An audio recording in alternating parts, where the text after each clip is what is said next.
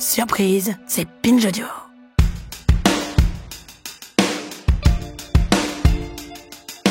Les pompiers ont une règle qu'ils appellent celle des 3-30. Plus de 30 degrés de température, moins de 30% d'humidité dans l'air et plus de 30 km/h de vent. La conjonction de ces trois paramètres, c'est la recette idéale pour un désastre qu'on connaît bien dans certaines régions françaises, les incendies. Mais comment est-ce qu'on vit avec en fond la menace sourde des grands feux ? Et surtout, comment est-ce qu'on peut limiter au maximum les dégâts qu'ils causeront ? Car malheureusement, on ne peut pas exclure à 100% le risque d'incendie. Mais on peut vivre avec. Des dizaines de communes françaises ont appris et apprennent encore à le faire. Et c'est ce qu'on va voir dans cet épisode qui fait partie de notre série de reportages dans les petites villes de demain, en partenariat avec l'Agence nationale de la cohésion des territoires et POPSU Territoire. Je suis Thomas Rozek et vous écoutez Programme B. Le bruit de la voiture. Ah non, c'est bien justement. C'est bien. Ça fait ambiance. Ça fait ambiance. C'est ça, exactement. Ces événements, ils ont poussé la ville à s'adapter et à repenser son organisation, ce qui a notamment été possible via le programme Petites Villes de demain qui est porté par l'Agence nationale de la cohésion des territoires et qui accompagne les communes de moins de 20 000 habitants dans la réalisation de leurs projets de territoire au service de l'amélioration du cadre de vie et de la transition écologique.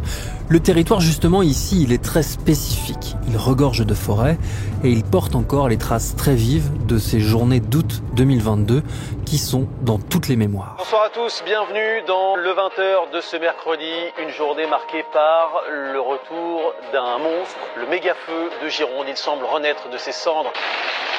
6200 hectares brûlés pour le moment. Un mur de feu sur des kilomètres. Les pompiers affrontent un monstre imprévisible. C'est un feu qui va extrêmement vite.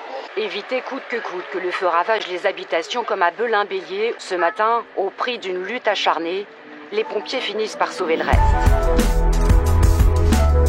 Ces événements, ils ont poussé la ville à s'adapter et à repenser son organisation, ce qui a notamment été possible via le programme Petites Villes de demain qui est porté par l'Agence nationale de la cohésion des territoires et qui accompagne les communes de moins de 20 000 habitants dans la réalisation de leurs projets de territoire. Le territoire, justement, il est ici très spécifique, il regorge de forêts et il porte surtout encore les traces très vives de ces journées d'août 2022 qui sont dans toutes les mémoires.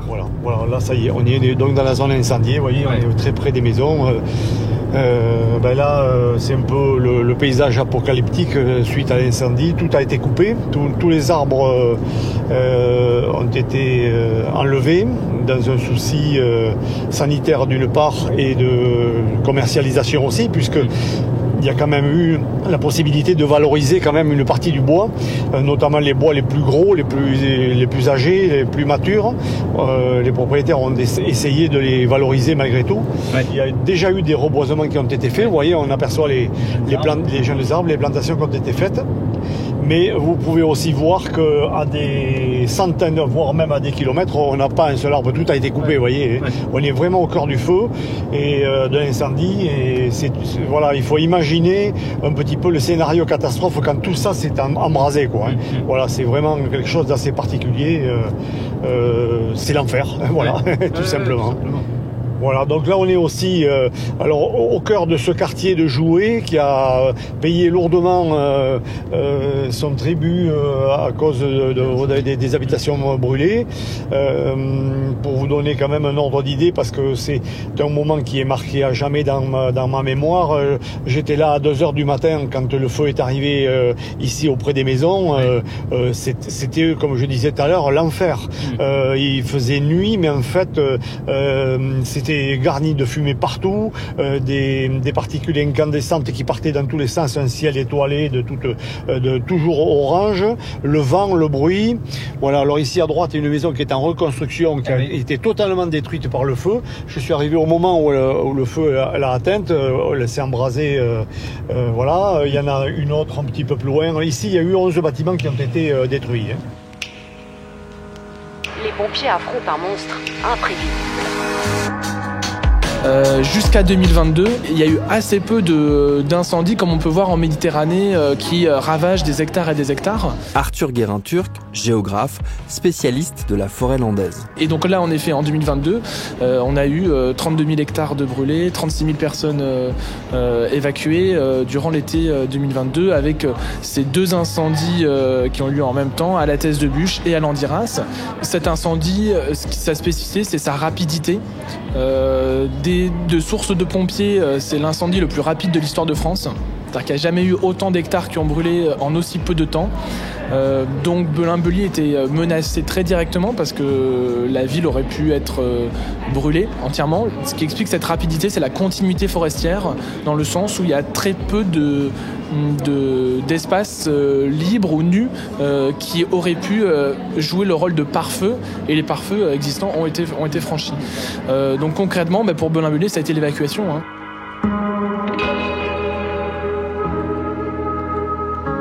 Dès l'instant où on a vécu une situation comme celle-ci, on perçoit les choses très différemment.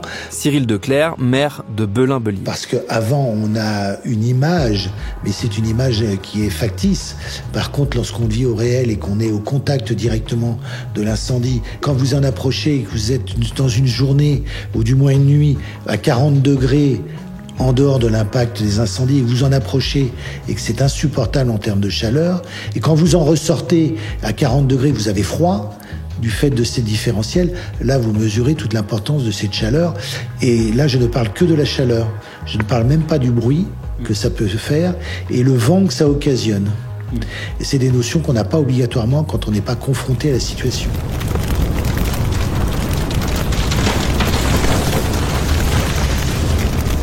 La chaleur, moi je l'ai pas ressenti comme ça, moi j'ai plus eu les odeurs. Cathy Boiry, adjointe au maire chargée de l'urbanisme, de l'environnement et des forêts. Les cendres qui tombaient sur la mairie, puisque nous on a eu des cendres quand le feu était même derrière chez moi, puisque moi j'ai eu le feu derrière chez moi, les cendres qui tombaient, ma maison, mon mari me dit je vais à la maison, puisqu'on venait de finir notre terrasse en bois en plus, donc on avait le feu et les crépitements qui arrivaient. Je suis arrivée moi le matin pour aller voir quand même, puisque moi j'ai passé j'ai passé plusieurs nuits à la mairie où on avait gardé le standard ouvert pour justement réconforter et pouvoir renseigner les personnes si on pouvait, dans la limite du possible, les renseigner. Les nuits ont été très courtes, les journées très longues. Les évacuations ont commencé à arriver. On a ouvert la salle des fêtes de Bélier où on a commencé à réceptionner, accueillir des gens qui étaient évacués de Hostins et tout ça, qui étaient rapatriés sur Belin en fin de compte. Nous sommes allés faire ouvrir le Super U pour qu'ils nous donnent de l'alimentation. Et nous avons pris à manger pour ces gens-là parce qu'on ne savait pas s'ils avaient de quoi manger, pas manger. Et ça a été un enchaînement puisque la protection civile est arrivée. On nous a donné des lits pour accueillir les gens, pour les faire dormir et tout. Et après, ça a été un enchaînement. Évacuation de tout le monde. Puis après, ça a été l'évacuation après de Belin puisque les fumées arrivaient. C'était grandissant de chez grandissant. Là on va arriver sur une propriété où il y avait 2 gîtes que le propriétaire avait mis à disposition des touristes. Les 2 gîtes ont été totalement brûlés, calcinés, détruits. Et on a juste sauvé sa maison qui se trouve, vous allez la voir au fond. Voilà, sa maison d'habitation a été sauvée. On sort de l'urbanisation de ce quartier et on voyait l'interface forêt-habitat est très proche. Oui, on imagine que la forêt, elle était vraiment, on dit, au contact des habitations. Et là, maintenant, on est dans un paysage un peu plus lunaire, quoi. Absolument, voilà. On voit l'intensité. Vous voyez, ça fait plusieurs fois qu'on voit des tracteurs. Les reboisements se font. Et là, on va arriver dans le secteur forestier. On est de toute façon dans le secteur forestier, mais la piste que nous empruntons actuellement a fait l'objet, donc la semaine dernière, d'une remise en état totale. D'accord. Suite à l'incendie en fin 2022, l'État nous a demandé de faire un constat de la dégradation de la zone incendiée. Tout le travail forestier qui a été fait post-incendie a quand même généré pas mal de dégradation. Exactement. Donc ces pistes viennent d'être refaites, aidées par des subventions que l'État nous a données pour justement reconstituer, remettre en état tous ces accès au cœur de la forêt qui sont absolument nécessaires, notamment pour la rapidité d'intervention des pompiers, mais aussi bien entendu pour le quotidien du sylviculteur qui a besoin d'aller travailler dans ses parcelles. Voilà. Oui. Malgré tout, derrière, il y a un propriétaire qui s'occupe des arbres qui vont pousser. Voilà, il y a un intérêt économique, un intérêt écologique, un intérêt familial et même, je suis tenté de dire, patrimonial. Enfin, moi, je parle pour mon cas de figure. Je ne vis pas dans la forêt parce que j'ai quelques parcelles forestières, mais qui ne font pas bouillir la marmite chez moi. Je suis obligé d'avoir un métier à côté. Et c'est le cas de pas mal de propriétaires. Bien sûr, la majorité dans notre secteur, enfin sur le massif forestier. Il est hors de question pour moi de me séparer de ma forêt, ce patrimoine familial que nos parents, grands-parents ont peaufiné. Ici, le bois est une ressource, c'est de l'or, quoi. La forêt est omniprésente, elle occupe dans ces communes de Gironde, des Landes, 80-90% du territoire. Donc ce sont des territoires très boisés, très forestiers. C'est une forêt de production, elle a été plantée au 19e siècle pour ça, pour produire de la résine, du bois. Aujourd'hui, on ne produit plus de résine, mais on produit beaucoup de papier, justement. Il y a quand même quelques espaces qui peuvent être récréatifs dans cette forêt, mais très majoritairement, c'est une forêt de production. Donc en effet, dédié à la sylviculture intensive, productiviste. C'est vraiment un modèle industriel qu'on appelle le modèle landais qui a été mis en place et qui s'est transformé pendant plus d'un siècle. Moi, ce que j'ai remarqué, c'est que depuis les incendies de 2022, beaucoup de propriétaires ont nettoyé leur forêt. Et je trouve ça super, c'est fantastique, quoi. Ça donne envie d'aller se promener, même si les balades en forêt sont interdites. En période d'été, tout ça, nous avons des arrêtés qui interdisent les promenades en forêt pour justement éviter déjà les dégradations et les feux, parce que ça peut arriver, malgré tout, on n'est pas à l'abri. Par le passé, le territoire de la Gironde a déjà dû se réinventer après des incendies. Mais c'était il y a très longtemps. Et plus le souvenir s'est éloigné, plus les bonnes habitudes ont eu tendance à s'effacer. On a tiré les leçons des incendies d'après-guerre en mettant en place ce qu'on appelle maintenant la prévention contre les incendies, cette fameuse DFCI, Défense des forêts contre l'incendie. C'est parti d'une demande forte du général de Gaulle à l'époque, après les incendies de 49, qui a dit maintenant il faut qu'on structure notre forêt. Donc ont été mis à contribution les communes et tous les propriétaires forestiers. Dès lors, chaque propriétaire forestier a mis la main à la poche avec les communes pour financer des infrastructures qui ont été mises en place dans le massif forestier. Et on s'était dit de toute façon en 2022, on voit pas pourquoi ça se reproduirait. Le contexte est différent, les moyens humains, matériels sont là et c'est quelque chose qui ne se reproduira pas. Malgré tout, nous sommes dans une région, dans un massif forestier qui vit depuis très longtemps avec ce qu'on appelle la culture du feu. De tout temps à jamais, on a peur du feu, mais avec le temps, ça s'adoucit, voire on était serein pour se dire que ça n'arrivera plus. Je pense qu'avant, les gens qui vivaient à Belin-Bellier voyaient la forêt plus comme une sorte de paysage, de fond d'écran. Le cycle de la forêt était un peu en fond, on va dire, de la vie des gens. Et là, je pense que les gens, maintenant qu'ils ont les cendres devant leurs yeux, ils voient évidemment un autre paysage et surtout ils voient la forêt non plus comme un décor, mais bien comme une menace. Que, en effet, ça peut revenir.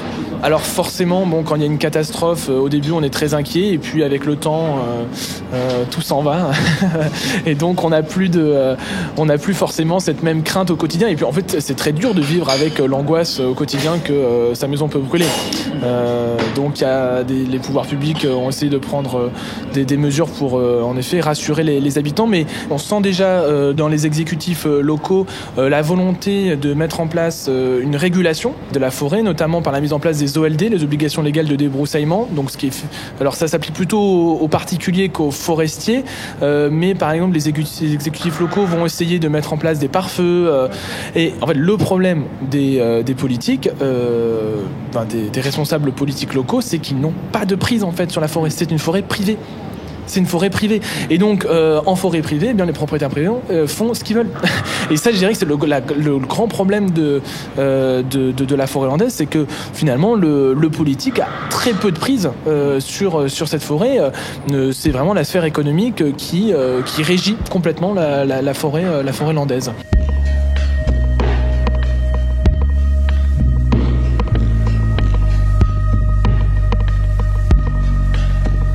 Il y a tellement longtemps que nous n'avions pas eu d'incendie de cette ampleur que les esprits étaient passés à autre chose. Vous savez, le temps efface beaucoup de choses. Il y a de nouvelles générations qui sont arrivées. Cyril Declercq, maire de Belin-Bellier. Le hasard a bien fait les choses, entre guillemets, puisque nous étions en train de travailler déjà depuis un certain temps sur le plan local d'urbanisme intercommunal, et on l'a renforcé suite aux directives que l'État nous a demandé de prendre en compte. Donc on retrouve le phénomène des OLD. Il y avait aussi des protections aussi d'une 50aine de mètres de non-construction au regard de la forêt, préserver aussi l'environnement, des environnements naturels, et de ne plus construire dans le cadre de l'environnement naturel. Au-delà des maisons, donc des bâtiments, il y a eu aussi tout ce qui touchait les infrastructures. Ces incendies, ils ont aussi mis en lumière ou souligner des vulnérabilités qui existaient, et notamment la question des zones blanches, qui fait que quand on se retrouve dans une situation dramatique ou compliquée, le fait de ne pas pouvoir avoir accès aux lignes téléphoniques, ça devient tout de suite beaucoup plus pressant. Ça a permis aussi de débloquer des situations de ce point de vue-là. Oui, c'est un des côtés positifs, parce qu'il faut toujours regarder les aspects positifs. On avait des zones blanches sur la commune, dont notamment des zones habitées, et notamment le quartier qui a le plus souffert lors de ces incendies. Et puis, alors que la demande était formulée depuis déjà un certain nombre d'années, aucune décision n'avait été prise des services de l'État. Et puis, suite à ces incendies, tout le monde a pu constater les difficultés que nous pouvions rencontrer, et notamment liées au secours, évidemment. Et je soupçonne que derrière, au-delà de ce que la mairie avait pu faire par le passé, tout le monde a réagi, et à ce moment-là, on a eu les autorisations pour monter un pylône téléphonique, ce qui est fait maintenant et qui est opérationnel dans l'intérêt de tous. Alors je vais dire que c'est le côté positif des incendies.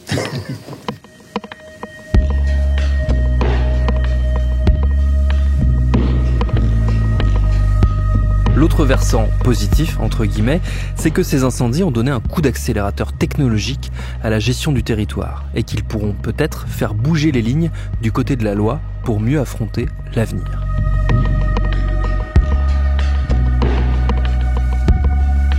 Un terme qui est arrivé, qui a été renforcé, répété après les incendies, la notion de résilience. Fanny Fèvre-Darcier, chef de projet Petite Ville de demain pour Belin-Bellier. La résilience du territoire face aux risques naturels. Et ça a constitué au final un des axes stratégiques majeurs de la feuille de route PVD. Ça se traduit par tout un tas d'actions en lien avec la prévention, la gestion, l'adaptation aux risques naturels, qu'il s'agisse d'incendies, feux de forêt, d'inondations. La commune est aussi malheureusement fortement concernée par cette problématique, ou problématique de sécheresse, mouvement de terrain, glissement de terrain. On a essayé de chercher des partenaires vers qui se tourner pour travailler avec eux sur ces problématiques. Il se trouve que le département portait à ce moment-là un appel à projet qui s'appelait « Résilience des territoires face au risque feu de forêt », auquel on a candidaté dans l'idée de pouvoir s'ancrer dans une démarche un peu plus large avec d'autres communes lauréates de cet appel à projet et s'équiper. Et puis il y avait tout un volet aussi sur l'acquisition de connaissances et l'amélioration de la connaissance de notre territoire forestier à l'échelle de la commune. Du coup, on a pu construire tout un tas de jeux de données, de cartes qui nous aident à croiser les informations et à comprendre finalement où est passé le feu, où sont nos parcelles, quel statut ont ces parcelles, quel est leur état aujourd'hui. C'est un outil d'aide à la connaissance et à la prise de décision derrière, où à la réflexion sur des actions à lancer. On a beaucoup travaillé avec la mairie de Belin-Bélier, notamment sur la cartographie des pare-feux. Parce qu'en fait, on s'est rendu compte qu'il y a des propriétaires forestiers qui avaient replanté sur certains pare-feux, ce qui explique justement qu'il y a eu autant de continuité forestière. Et donc, on a fait un gros travail cartographique avec la mairie de Belin-Bélier. Et il y a vraiment une demande de la part des élus d'avoir une approche spatiale, globale du territoire forestier, parce qu'on s'est rendu compte qu'il y avait une cartographie très parcellaire. Entre les pompiers avaient leur propre carte, la mairie avait sa carte, le département avait la sienne. On a du mal à avoir une vue globale d'ensemble de ces coupures spatiales en forêt. Et donc, moi, j'ai un peu lancé un concept que j'appelais trame rouge. Bon, ça reste à étoffer, ça reste à consolider, mais qui serait une sorte de cartographie des coupures spatiales en forêt. C'est-à-dire, c'est pas seulement les pare-feux, ça pourrait être aussi l'autoroute, qui pourrait être considérée comme une coupure spatiale, ça pourrait être un champ de maïs, qui est aussi une coupure spatiale. C'est un endroit où il n'y a pas de forêt. Et donc, on pourrait imaginer que le législateur pourrait dire, voilà, à partir de tant d'hectares, coupure spatiale. Il faut fragmenter ce massif. Là, dans l'immédiat, il me semble que c'est une réponse assez urgente. Évidemment, il faut changer aussi la structure forestière, aller vers plus de mixité, mais ça prendra du temps. Le fait de faire pousser des arbres, ça prend 30 ans. D'ici là, les incendies vont arriver. Donc, il faut s'y préparer. Et donc, il faut penser l'aménagement du territoire. C'est vraiment une planification, un aménagement du territoire qu'il faut prendre. Et il me semble que cet outil de trame rouge est assez opérationnel. Donc cette trame rouge, là on l'expérimente à Belin-Bélier, mais ça a pour viser d'être un modèle aussi pour toutes les communes forestières.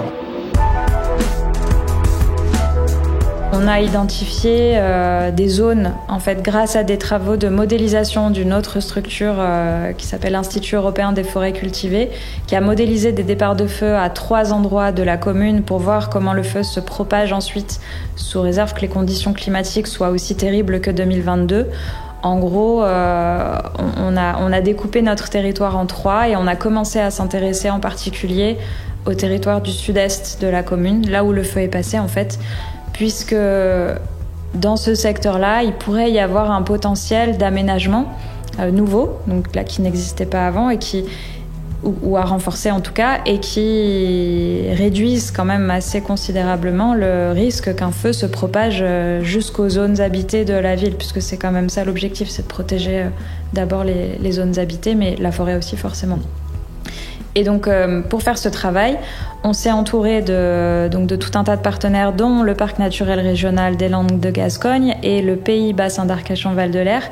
Il est question d'identifier du foncier disponible pour relocaliser l'agriculture sur le territoire et rapprocher les sites de production des sites de consommation. Et en fait, on s'est rendu compte lors de ces réunions qu'on pouvait croiser tous ces enjeux, tous ces objectifs, recherche de foncier agricole, préservation de continuité écologique et renforcement des aménagements de défense contre les incendies. Et donc, profiter d'avoir des espaces ouverts, des coupures forestières larges sur lesquelles on peut penser des aménagements qui renforcent les continuités écologiques et ou qui renforcent ou créent ou facilitent l'installation d'une activité agricole. Et donc, voilà, l'idée, c'est de réussir à travers le programme PVD, on peut dire ça, croiser tous ces enjeux pour essayer de cocher plusieurs cases avec un seul projet. Après, le problème, c'est qu'il faut en appeler au législateur. C'est-à-dire que c'est au législateur d'imposer ces coupures spatiales, parce que le propriétaire forestier de lui-même ne va pas couper sa forêt pour protéger celle du voisin. Voyez. Donc, s'il n'y a pas une régulation, une planification du territoire forestier par le législateur, on peut pas compter sur la bonne vertu des citoyens, mais ce qui suppose évidemment des contreparties. Et donc, là, on touche évidemment toujours à la question du financement. Qu'est-ce qu'on met à la place de la forêt ? Alors, certains disent on met du photovoltaïque. D'autres disent mais on peut mettre du pastoralisme, et certains disent oui non mais ça rapporte pas assez le pastoralisme. Voilà, donc là il y a des débats sur à la place de la forêt dans ces coupures, qu'est-ce qu'on pourrait faire. C'est long, c'est le temps politique, le temps scientifique c'est des temps longs, alors que le temps de la catastrophe est très rapide. Merci à Fanny Fèvre-Darcier, Cathy et Pascal Boiry, Sarah Duclois, Arthur Guérin-Turc, Cyril Declerc, Bernard Rablat et Jean-Pierre Ducournau pour leur temps, leur accueil et leurs réponses. Cet épisode de Programme B, il a été fabriqué en partenariat avec l'Agence nationale de la cohésion des territoires et Popsu Territoire avec l'aide d'Hélène Millet et Pacôme Bertrand. Il a été réalisé par Thomas Plé et préparé par Camille Codor. Programme B, c'est un podcast de Binge Audio. Tous nos épisodes, les anciens comme les nouveaux, sont à retrouver sur toutes vos applis de podcast préférés. Cherchez-nous sur Internet si vous voulez nous parler et à très vite pour un nouvel épisode.